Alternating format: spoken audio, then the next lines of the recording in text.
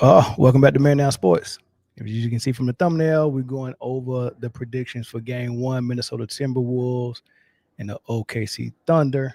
I think it started in about 30 minutes, so we should be able to get this done really quick. Hit the like button as y'all come on in. I won't be long on this. I just want to kind of go over some stuff that I expect to happen and probably what's going to result to. Man, this is a good time for basketball. Man, WNBA just started up. They got a WNBA game on right now with Caitlin Clark against the Atlanta Dream, and all of that good stuff, man. So, and then we get to watch some daggone NBA right after that. So they at halftime of that Clark game. But yeah, so I won't be long on this. Let me see who I got in the comment section. Make sure y'all hit the like button as y'all join. Know your boy, what's up, big dog? Autism boy, was good, was good. Madman, or Madman. Wolves in 6. That's gonna be interesting. Should I open the phone lines up for this, y'all? Should we just keep going into right into tip off? No Diddy. What's good, Chase? Yeah, we'll see. We'll see how the stream go.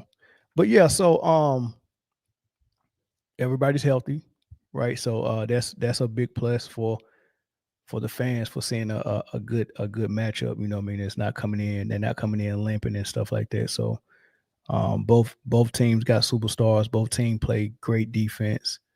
The superstars play great defense. Defensive minded team on both sides. The offense is there. I mean, this is gonna be good playoff basketball, really good. Um, they did play 4 times. They both on. They both in the West, so of course they gonna play 4 times in the regular season. So they played 4 times. They split that 2 games apiece. One thing I did notice about that is both teams can't seem to like put the other one away. They've both had huge leads. They've both had huge leads against each other. I think Minnesota lost a home game that they led by 15 in, but they also was up by 19 in the home game that they actually was able to hold on to the lead and pull out. And I think that game, I don't think OKC led at all in that game. So there was no back and forth at no point in that game. Minnesota just jumped on them and held the lead. And it was the same thing. OKC Thunder had a 25-point lead that they lost at home, but then they won one when they had a 14-point lead. So both have did it both ways. Both have been down, made comebacks, and both have been up and held on. And that's happening at home or away. So you can't really find a trend. Plus, early on when they was facing each other, Hartenstein and Chet Holmgren. Chet Holmgren went down early. Hartenstein came into the season injured. So OKC didn't have neither one of those guys for at least one of the early games. And then toward the end, one of the games, Rudy Gobert and Julius Randle were both missing. So you can't really get a good feel of everything, and there's no trends that you can really follow as far as things that you can look at on paper to kind of tell if the trend is going to continue or whatever the case may be. But this is what I expect to happen, right? Lou Dort, great defender. He don't have the size as far as height and length as Anthony Edwards. But Anthony Edwards is listed at about 6'5". I think he's really 6'4". Lou Dort's listed at 6'4". He might really be 6'2"-ish. But what he do have is great defensive instincts. He's a defense like a lockdown defender, and he's got the quickness, and then he's not gonna get overpowered by Anthony Edwards. So he can stay with him on the perimeter, and then he can survive a bump from Anthony Edwards and still be there defensively. He's not gonna get bumped up his path. So I expect Ant Edwards to be guarded by Lou Dort early on in this game. So they'll come out with Lou Dort guarding him. Excuse me. So they'll come out with Lou Dort guarding him. And what I expect Minnesota to try to do is use screens and high screen and roll game to get Lou Dort off of Ant Edwards. So the OKC Thunder, Lou Dort will probably, they won't switch right away. I think they're going to use a variation of, depending on who's getting the screen set on them, and depending on where they're at in the shot clock. Like if they come down initially and that's their initial offense is to set that screen, I can see them doubling Edwards off the screen and making him get rid of the ball. I can see them switching it up sometimes and Lou Dort fighting over the screen, trying to get over it to stay on Edwards. And then I can also see them, if it's late in the shot clock, to just go ahead and switching and letting Edwards get the mismatch and just making sure he stay in front of him, because whether it's Hartenstein or Holmgren or SGA or Lou Dort or Jay Will, they all can at least stay in front of him if it's ISO ball and it's late in the shot clock, and they're just trying to force him to take a contested three, right? So they'll do all three of those things. They'll double it off the screen, they'll fight over the screen sometimes, and they'll switch it sometimes. They got to do that. So, they got to switch those things out so he's not getting the same looks every single time. And what I think they're going to try to do is make sure he stays out of the paint and make Anthony Edwards take threes. Now that can go a couple of ways. If Anthony Edwards comes out hot and he's hitting the threes, then you probably just got to keep doubling him and get the ball out of his hand. But if he comes out and he misses threes early and he's settling for threes, right? I think that's a huge important thing. If he's settling for threes, OKC can get an early lead if they're on point on their offense, right? So look out for that matchup of Lou Dort and Edwards early. Lou Dort got to stay out of foul trouble to keep this game plan popping. And Edwards got to not take the bait, right? Don't take those threes. I know you want to take them. Do not take those threes, right? Put the pressure on them early. You can take the threes early. So, later, not early. You can take the threes later. So that's the bait they're going to set for him. That's the trap. Hey, we're going to stay in front of you. We're going to switch sometimes. We're going to double sometimes. We're going to fight over the screen sometime. But for the most part, we'll stand in front of you. You got to take that three if you want some shots. But he can't fall for that, because I think in the two matchups they played, I think he took 11 threes one game and 13 threes the other game. And that might be both the games that they lost, right? So taking those threes is not going to be conducive to winning. Even if he knock a couple of them early, he can't start selling it for it. Also, Anthony Edwards can't, and this goes for both of him, Anthony Edwards and SGA. They can't get all of their points from top of the key, high screen and roll, dribble drive, or they can't get all their shots that way. They have to mix it up. They got other wrinkles to their game. They got to do some stuff off the ball. They got to do some catch and shoot. They got to do some stuff in the mid post as well. So they can't do everything from the top of the key with all the defense in front of them and all the defense watching them. And the only thing you got is ISO. Either you're going to try to attack a gap, which they're going to be right there with help. So you're going to try to attack a gap, and they're going to force you to pass it out, or you just go settle for a step back three. They both got to not fall for that trap. So that's one thing. Now on the other end, I think McDaniels been a lone defender and a good defender. I think he'll get the assignment of guarding SGA, right? So I think they're just slap McDaniels on SGA early. I think he'll see multiple people guarding him. It'll be McDaniels at one point. I think Anthony Edwards will guard him as well, and I think off the bench, DiVincenzo will get the assignment as well. So he'll see different looks.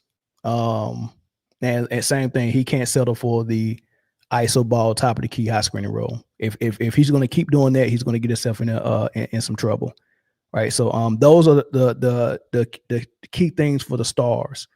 Both stars have to not fall for the trap of taking those threes and settling for nothing but ISO ball and high screen and roll from the top of the key. They got to do some other things. So if I see one of them in the post early, mid post, low post, high post, if I see them off the ball more often, I think that's going to fare well for either superstar. And then the Chet Holmgren part of it, because Randle, even Draymond Green on his podcast said he lost the Julius Randle matchup. He lost his matchup. And a narcissist like Draymond Green can never admit some type of defeat like that without saying something afterwards to boost his ego. So he said he think out of all the years he's played, that's the first matchup he's lost in the playoffs. So he was, you know what I'm saying? He was trying to give him credit. Yeah, it's obvious you lost that matchup. Julius Randle was why, and when you was losing the matchup, how come you never tried to bully Julius Randle like you did other people? Why you didn't choke him like you did Rudy Gobert last year? You know what I mean? As a matter of fact, you didn't try to choke nobody while Randle was on the court. You know what I mean? So you knew Karl Anthony Towns wasn't built like that, and you knew Rudy Gobert wasn't either. So I guess you had no problem with choking Rudy Gobert then, but you didn't act the fool in this series when you was losing your matchup. So I find that hilarious that Julius Randle won the matchup on the floor and he won it in the mind as well, because you didn't try to get in his head. I find that interesting. But Julius Randle has a different type of matchup against Chet Holmgren, and I'm assuming OKC is going to start Hartenstein and Chet. So that means Chet has to guard Randle. That's not an easy task. Right, Randle plays on the perimeter. He plays in the paint as well. He gets in the paint for rebounds, offensive rebounds. He posts up some. He taking people off the dribble. He's pulling up from three. Like he's active. And Chet Holmgren, I mean, he did have to sometimes guard. I mean, he guarded Jokic a lot, but every now and then you would see him on Gordon, which I guess is a little similar to Randle. They both big muscular guys that, you know, they can hit the outside shot, can drive to the hole, can you know, hit a contested mid range, and they can do some work in the paint as well. So I guess you can kind of look at how Chet Holmgren fared against Gordon when Gordon was healthy last series and see if he's going to be able to do that against Randle. So the challenge in that matchup of Holmgren and Randle is Randle getting pulled out of the paint, which a lot of times he was down low in the rim, you know, protecting the rim. And like he's a huge asset for OKC Thunder when he's protecting the rim. But the great thing about that is if they pull him out and he's on the floor with Hartenstein's a rim protector as well. So you still got some deterrence there, right? So, but Holmgren will get pulled out of the paint trying to guard Randle. So that's his challenge. You know, I don't think Randle is so outmatched on Chet Holmgren that he will blow by him with you know, ISO ball if it's just one-on-one, right? But I do think off penetration from Anthony Edwards, and then he drives and he kicks, and then all the OKC Thunder is getting into rotation, and then the pass naturally gets to Randle, and someone like Holmgren is rotating to close out on Randle. I do think that that's what Randle can kind of attack on Holmgren, because him closing out on Randle, that's when he can get in trouble with you know, letting him get to the rim. But even if Randle you know, is just like getting in the paint, getting to the rim, he still got to shoot over 7'1". Chet Holmgren with a daggone wingspan of probably like 7'9", right? So the bigger body with Randle, he can muscle a little bit, but he still got to get that shot up. And I don't know if it's going to be the cleanest shot. It might, you know, so that size could bother Randle. So Randle has he has a challenge of shooting over Chet Holmgren, whether it's in the paint or a jump shot. But Holmgren has a challenge of guarding him on the perimeter. So we'll see that. I also think it's going to also be important what happens when Naz Reid comes off the bench. OKC have shown that if you're a big man and you can cause a big man problem on the perimeter, like Naz Reid can or like Jokic can, right? We'll just put a quicker, smaller guard on you. So if you want to play perimeter, we'll put a perimeter player on you, right? So what that does for Naz Reid, because Naz Reid, number one weapon is his three-point shot. Even though he's capable of putting the ball on the floor and he's capable of posting up, like he's good at both of those things. But if you put Jay Will on Naz Reid, and I'm talking about the All-Star Jay Will, if Jay Reid's guarding Naz Reid, then he automatically says, I don't have an advantage on the perimeter and I have an advantage in the post now. So Naz Reid automatically starts playing left-handed because his natural way of playing has been on the perimeter, And when that ball gets swung out to him for that three, he's knocking it down. But now, if you automatically have a mismatch stepping on the court, common sense would tell you to go to post. So Naz Reid going to the post with a smaller guy on him, that's going to be an important matchup to watch as well. It could be Jay Will, but it just depends on when Naz Reid get in the game, because he's not starting. So if Naz Reid gets in and it's mostly bench players he's playing against, but OKC, they got a way of staggering SGA and Jalen's minutes. They'll take SGA out and leave Jalen out there. So he could be the one assigned to Naz Reid when he comes off the bench. But I think I definitely think a smaller guy is going to be guarding Naz Reid to take him off the perimeter and give him no advantages on the perimeter and make him go to the post, which is him playing left-handed, because that's not exactly that's not his number one choice of what he really want to do. Right. So the Naz Reid part is going to be big because he's the biggest punch for their bench, him and DiVincenzo. So what Naz Reid do off the bench is going to be big, because we know OKC Thunder bench can light it up. The other Jalen Williams, number 6, I think it's number 6. I think him coming off the bench, mucking it up with Randle, that gives him a different look, because he had Chet Holmgren 1 minute with the longer arms, but he's thinner, right? And then next thing you know, you come out with a guy with the same type of size of Randle that's going to muscle with him. So Jay Will's got to be locked in, and when he gets in those minutes, he have to do Randle like he did Jokic, right? I think he lost some of his minutes in the game 5 that they lost. They lost game 5 or game 6, whichever one they lost. When he pushed Jamal Murray to the ground, I seen his minutes drop after that. They pulled him out right after that, and then all of a sudden I didn't see him being a big part of the game plan. So I think he lost some of the trust from the coach because he lost his head. So we'll see if he get in the game for sure. Right. But let me pull up their regular season stuff, right? Hold on, I got something. Bing. All right. Okay. Their head-to-head matchups in the regular season, right? Up at the top, they played 4 times.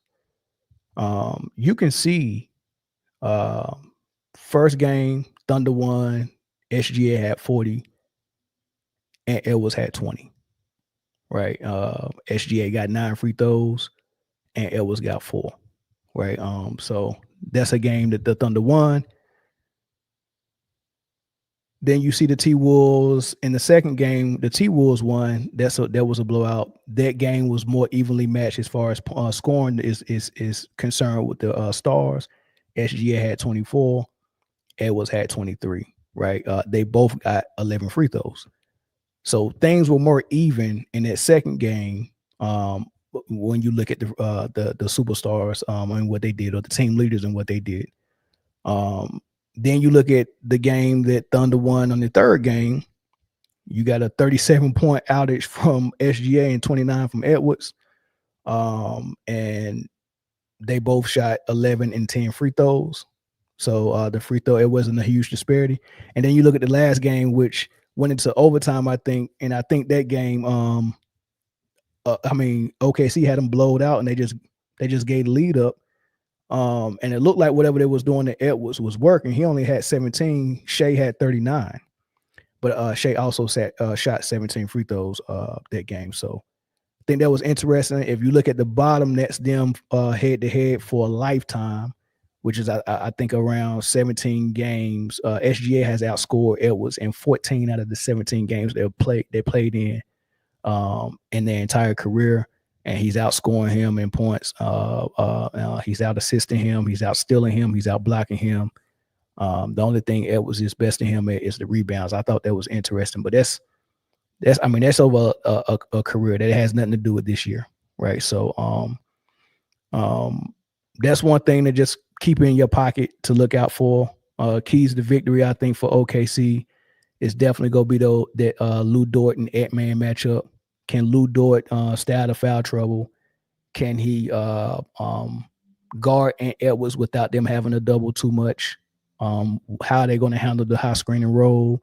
If they're trying to get Dort off of him, are they just switching everything? Or is it going to be a variation of doubles, switches, and Lou Dort fighting over the screen? That turnover battle is going to be huge.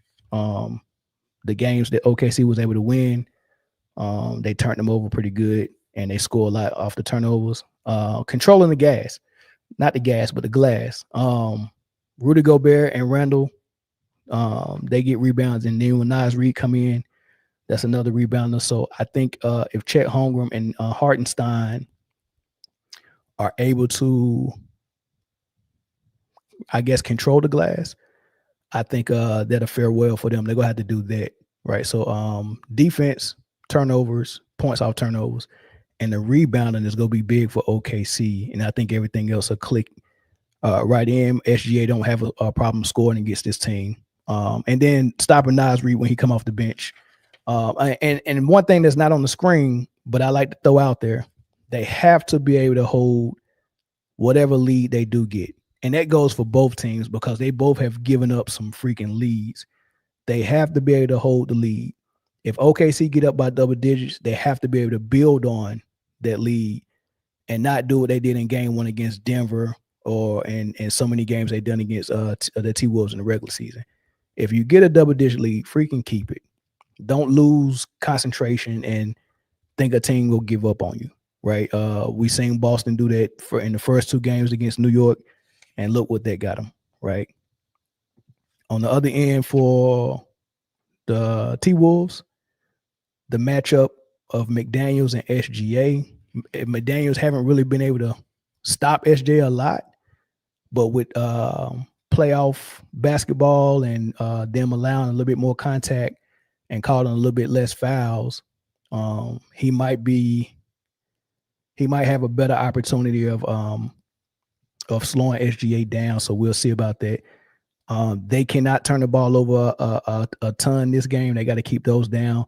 And Julius Randle and Edwards been turning the ball over crazy in the last round. Just giving the ball up, right? So I mean, they should have been beating the Warriors without Steph Curry by 30 every game, but those turnovers was really allowing Golden State to hang around a little bit. So they got to keep those down. And Edwards cannot take the bait. He cannot take the cheese off the rat trap. He cannot fall into a 3-point shooting contest and start settling for just threes because he can't get to the hole for whatever reason, right? And the bench production led by Naz Reid is going to be very huge because the Thunder can pour it on you from the bench, right? Thunder can pour it on you from the bench, man.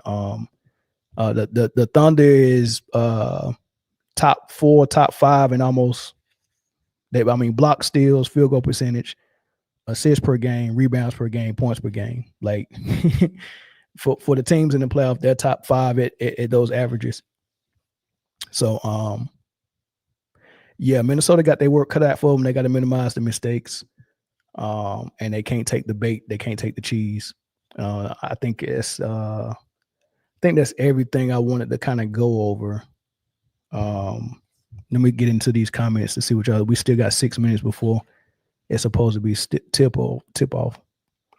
The Chet Holmgren Rudy matchup gonna be key for the series. Yeah, especially on the glass. Why not DiVincenzo guard SGA? I'm pretty sure he will. But I think they're gonna start with McDaniel first because that's their real defensive stopper, and then he's 6'9" with long arms, right? So I think if DiVincenzo plays great defense on SGA, but SGA still get to his spot when he rise up for his mid-range jump shot, the arms of DiVincenzo is not going to bother him as much as the long arms of McDaniel. Right. So I think that's why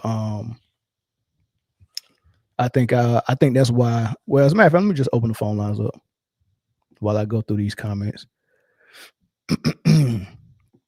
So I think that's why they choosing him over DiVincenzo.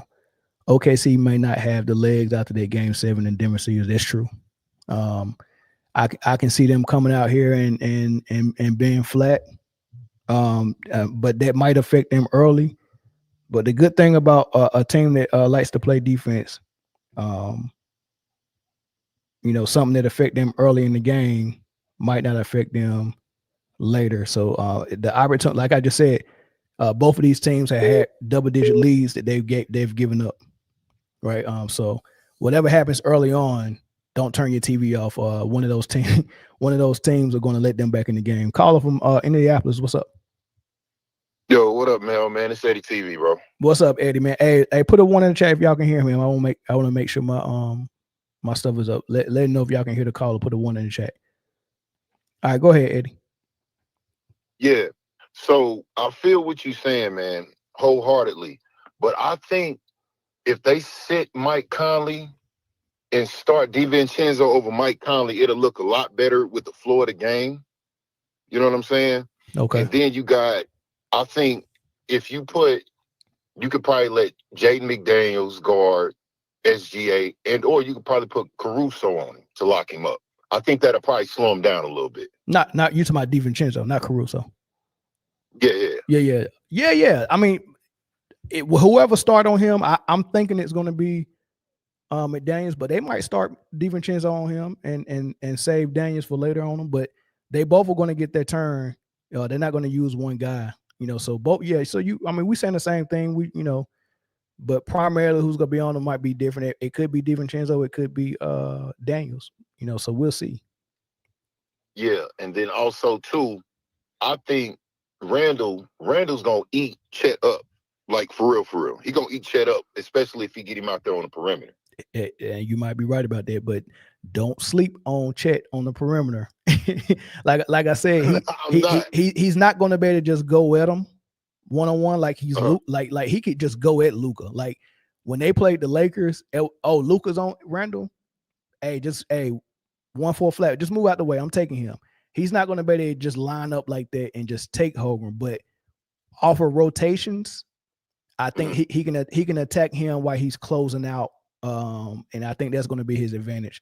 Cause starting stopping for that 7-footer like that is not going to be too easy. But just lining up and saying, okay, I got a mismatch right here, and just line them up, and and like, cause with his options with Luka was that if Luka backed off of him, he'll just shoot over him, right? Because if it was 1-on-1 and Luka was on him, Luka would back up, give him space, he'll just shoot over him, right? Shoot the 3 and stuff like that. But then if he wanted to take the 3 away, then he was blowing by him. Well, if Holmgren back off of him, and you want to shoot a daggone 3 with 7'9" wingspan, I'm still contesting it very well. Yeah, you're right. You got a point there. I think also with Chet, if Chet show up, probably give you 15.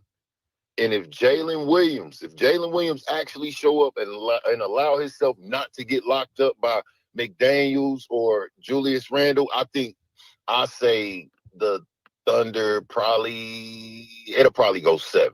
I think 7. It's going 7. I mean, Jalen Williams haven't proven to me that he's the real number 2 for OKC as far as championship window. All right, he might be a high profile number 3, right? You get what I'm saying? He might be a great number 3, but so you'll put Chet in front of him? No, I'm looking for a number 2 this summer. Regardless, so I got a question.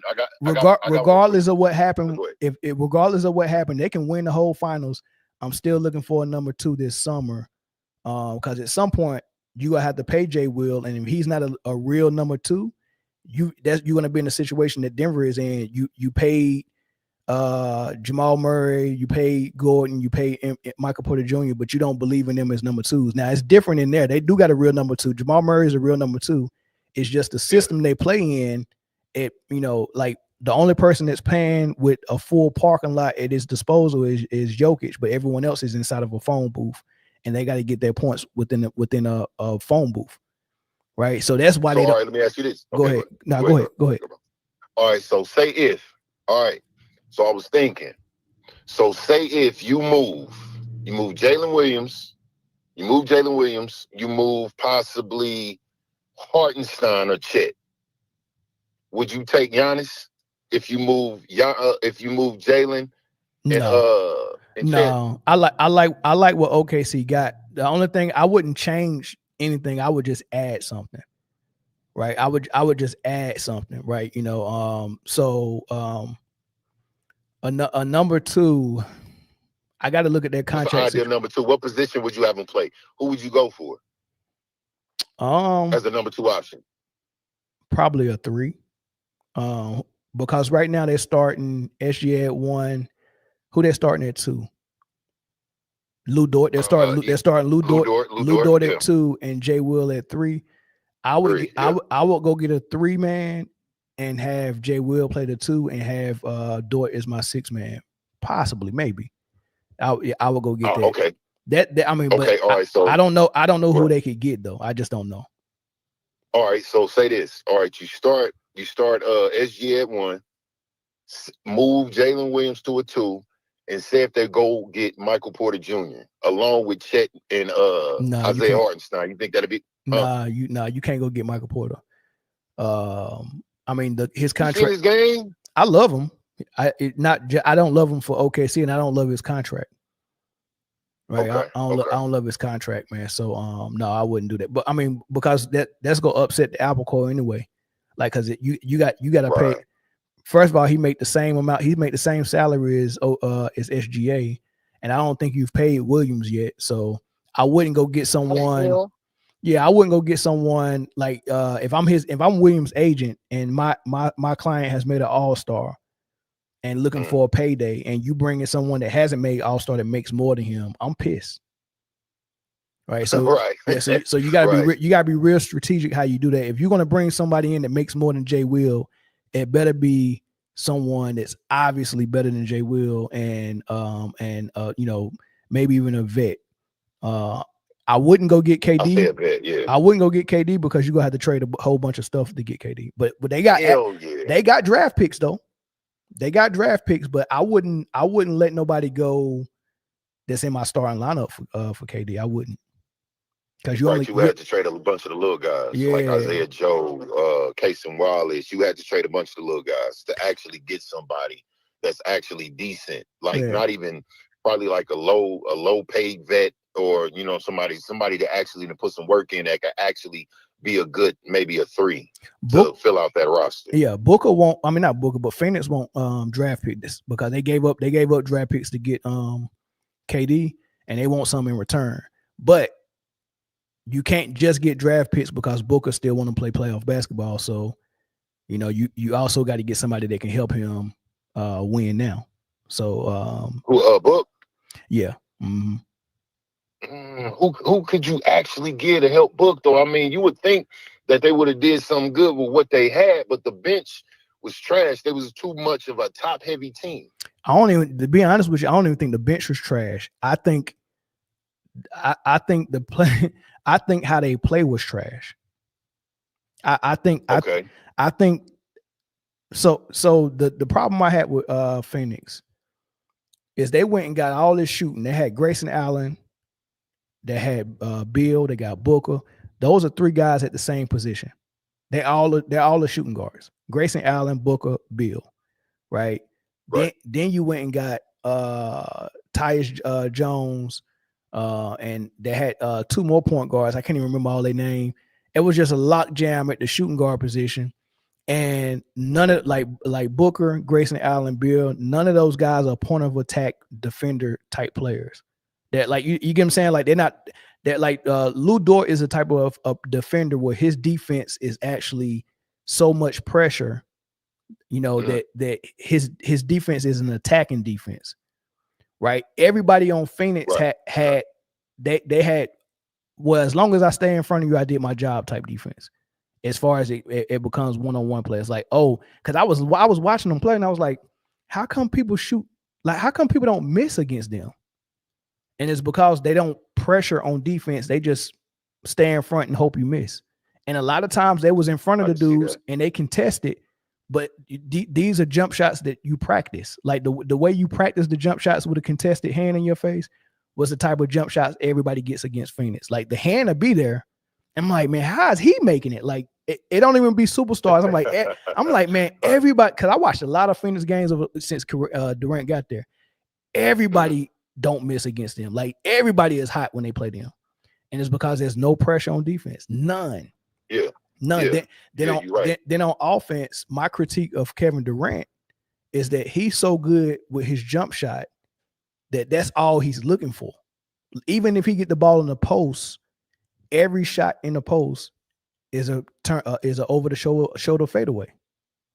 Every one of them. It's an effective shot, bro. But it is. But every shot, like everybody, even Jordan and Kobe mixed it up. Like if you're up and even Hakeem mixed it up. Like I'm absolutely. I gotta see the daggone fadeaway every time you in the post, every single time. No, that's not good. And that leads me to something else that I wanted to ask you. But go ahead. Yeah. All right, so I hear everybody, y'all talk about Tim Duncan, y'all talk about Hakeem, y'all talk about all of these other good players, bro. But speaking of the Timberwolves, man, why does everybody leave Kevin Garnett out of the fold, bro? You know how great he was? Of course. You seen my pyramid? I don't leave Kevin Garnett out.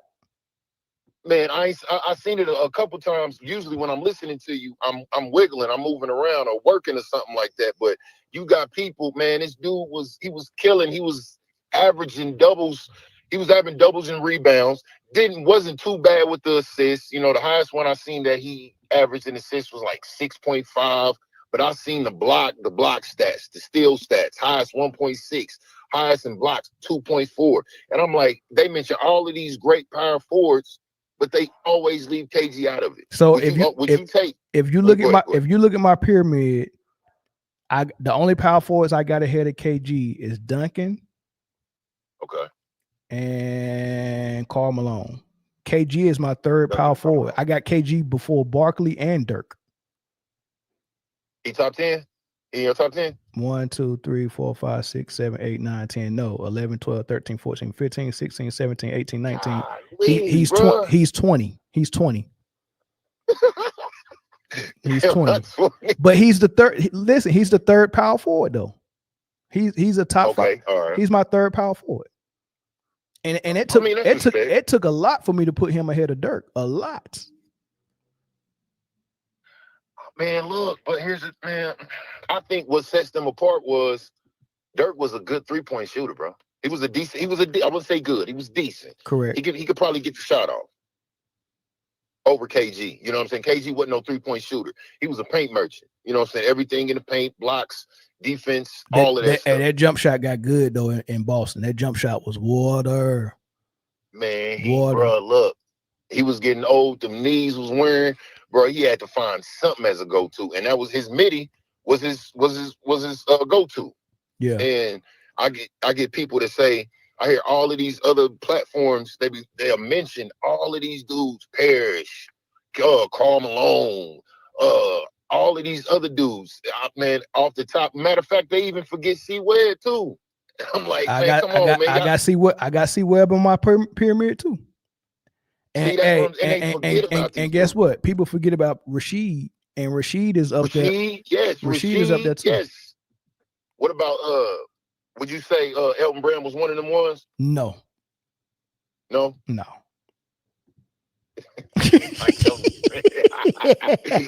that bad, bro. He wasn't that bad. With the Clippers, bro. No, he wasn't that bad. He wasn't one of them ones though. No. You're right. No, I wanted to pick your brain on it, man. Who you got winning the game to start the night off? I'm gonna pick OKC, assuming that they're gonna protect the lead if they get one, and also assuming that Jay Will won't do a disappearing act this game. All right, so I got them. He gonna give you a cool little 15-16 Jay Will tonight, bro. They gonna throw somebody on him because they know they gotta cancel him out some way. Yeah. Some way. You know what I'm saying? Yeah. But yeah, bro, shit, man. I appreciate you picking up the phone, man. Wanted to call in and pick your brain a little bit, man, because I usually don't hear people talk about KG enough. And I seen that you had threw up the prediction video, so I was like, man, let me go ahead and get on this line, man, see if I can, put my little 2 cents in. No doubt, man. Appreciate it, man. I'm gonna take one more phone call, man. I holla. All right. All right. Be safe, man. Chris Parker, you up, big dog? Call in. Chris Parker. Shout out to Curtis T. What's up, big dog? She, KG, Jermaine O'Neal. Jermaine O'Neal was you know what I mean? He had a little run. He had a little run. Caller from Chapel Hill, what's good? I'm here, man. What's up, man? What you think about my keys to victory?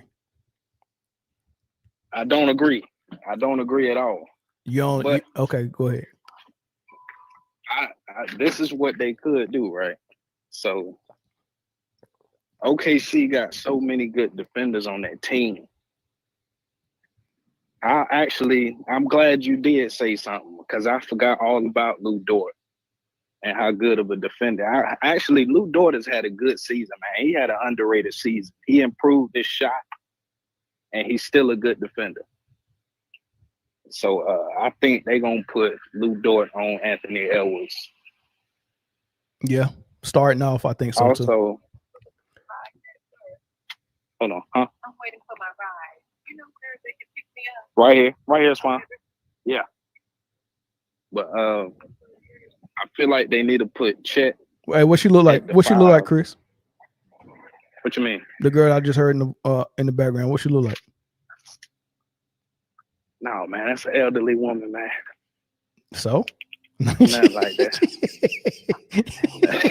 Yeah, you tripping, man. You tripping, dog. Yeah, that's somebody grandmama, fool. Hey, man, Mildred need love too, man.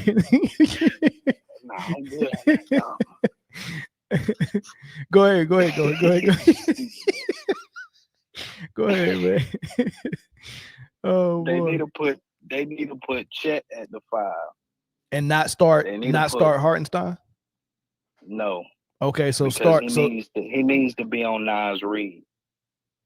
Okay, well they stagger the minutes though.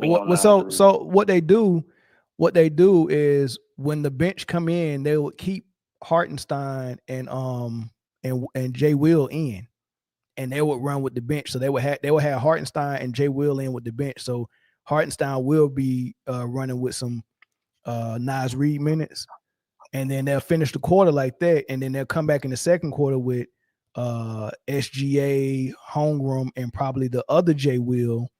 So that Jay Will be probably guarding Randle at that moment, and Hartenstein will be guarding not Hartenstein, but Chet will be guarding Gobert with the starters. Gobert. Yeah, so and then they had Caruso out there with SGA and probably either Wiggins or maybe Cason Wallace or maybe Isaiah Joe. Right. So and they'll rest Hartenstein and Will while they running. They need to get Gobert off the floor. They need shooters. If they get shooters all on the perimeter, that's gonna get Gobert ass off the floor like always, because he's a terrible perimeter defender. Okay. If you put Chet at the 5, Williams at the 4, Dort, Caruso, and SGA, that's the paint is gonna be wide open. I can see that because Gobert has to guard. He's gonna have. You can't leave Chet out there, bro. Well, so what they're gonna do though, is they're gonna do the same thing Denver did. They're gonna play a zone, right? So, what I mentioned earlier about what they'll do on defense, they'll start like that, but they'll come out of certain timeouts in a zone, right? And they might run that zone for about 2 or 3 minutes. Maybe 3 to 5 possessions are running that zone to slow everything down, and that'll help protect Rudy Gobert from having to go on the perimeter. Yeah, if they switch to zone defense, yeah, they go play some zone a little bit. They'll mix it up. I don't know this coach, man. This coach, I don't know. We'll see how good he is. He gonna have to make the adjustments. Look, if they come out and Edwards set them for threes early, the only way that OKC don't jump out with an early lead if Edwards is missing those threes is if OKC is also missing. But if I'm telling you, if Ant Edwards shooting threes, he better make them. He shoot 10 a game. He shoot 10 a game. He Yeah. literally shoots 10 3 a game. Yeah, he does. Let me look at the ones the games they lost real quick. I'm gonna put this on the screen. The games that they lost. So they lost the first game, and he only shot 7 threes that game. One of the games that they won, he shot 12 threes. Then the third game they lost, he shot 13 threes. And then the other one they won, he shot 6. So he be getting them up. 12 and 13 threes is crazy.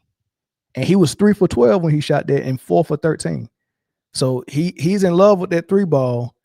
And that's going to take OKC off the hook a lot because, he got to put pressure at the rim, man. OKC not going to let him shoot that many threes. Yes, they are. They want him to shoot those threes. Beat us from the 3 line. That's what they want. That's what they want. Yeah, keep him out the paint. Yeah, you definitely want to keep him out the paint. Oh, shoot, the game on right now. Minnesota up 8-0. All right, so let me go ahead and go watch this game. Hold up. One more thing. Yeah. One thing people need to think about is how bad this second apron is really going to be for the NBA.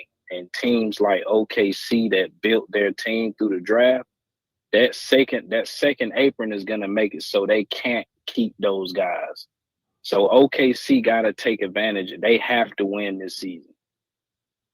They got to win this season because that team is going to look different in 2 years. I promise you.